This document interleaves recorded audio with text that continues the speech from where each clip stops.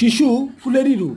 শিশুর ব্যক্তিত্ব গঠনে শিক্ষকের ভূমিকা আর দ্ব্যর্থ অর্থে মালির ফুল ফোটানোর কথাই এ কবিতার উপজীব্য বিষয়। কবিতার নাম ফুল ফুটবে। আনন্দ, বড় আনন্দ। ফুল ফোটানোর অনেক চাষি, তাই আনন্দ আমার। ফুল ফুটবে, ফুটবে শিশুর মুখে হাসি। তিতিবিরক্ত সমাজে এথিক্স নেই, নেই আরজির ফরমাস পূরণের ইচ্ছা, শুধুই বিরুদ্ধাচার।